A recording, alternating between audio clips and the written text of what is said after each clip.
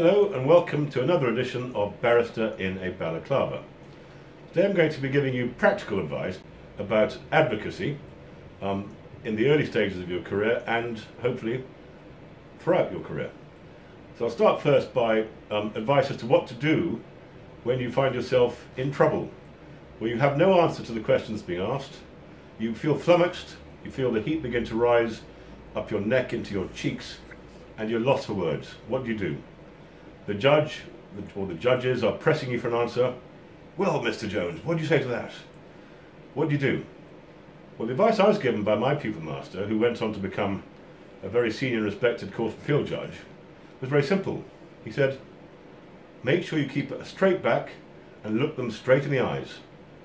What he was trying to get at was you must avoid being seen to bend over, to flick through your papers anxiously, quickly, shuffling your papers, trying to find the answer. You won't find the answer there. The answer lies in recovering your cool and your poise and finding an answer that will at least placate the judge, or better still, answer the question that's been asked. If you can find humour in your response, so much the better.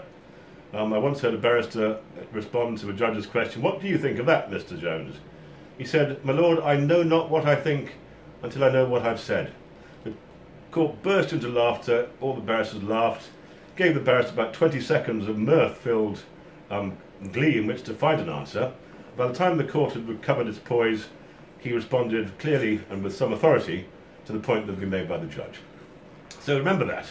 Don't ever think that you are stranded. You're not really stranded. The silences that you will hear when you can give no answer are never as long as you feel they are. They're always much shorter. You'll feel as 10 seconds have gone by. It may only be 3 or 4 or 5. If you can maintain your poise and look assured, the court will have the impression that you're thinking.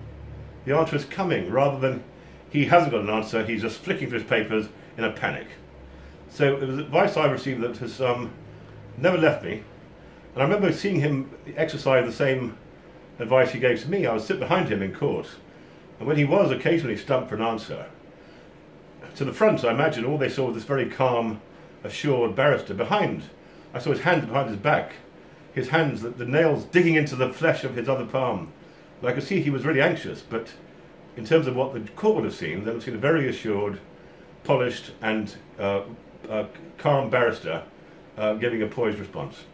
So remember that as a good advice I was given. It may help some of you in your future practices. The other advice I wanted to give you was that if you were to enter into private practice as a barrister, the best advice I was given was twofold. Always save your taxes, and the reason for that is that barristers are paid fees. There's no... That's my mobile phone going off. I'll check in a moment. You're paid fees out of which has to come tax. It's not taken at source. You have to pay it yourself a year, sometimes 2 years after you've earned it. If you don't save for your tax, you may end up in trouble, as many barristers do, with one good year followed by one bad year, and the money's gone. It's been spent on buying your home or some other extravagance, and you haven't got the money to do it. And from that point on, you're chasing your tail for years often, and that may end badly for you, as it does for many barristers through a lack of foresight in saving their taxes out of the income they have. The second advice, which is much more cheerful, is always to walk on the sunny side of the street. And it really does make a difference, I found. And in all my years as a pupil master, my pupils would wonder why, walking down the street towards the High Court or wherever it may have been, we would cross the road for no reason to the wrong side, or so they thought. I'd say, well, the sun's shining over there, let's go walk on that side. It's a more cheerful place to be. And so, even though it was given humorously, and perhaps meant light-heartedly, I always took it to heart, and so I would always walk on the sunny side of the street. And those are the tips I give to you today.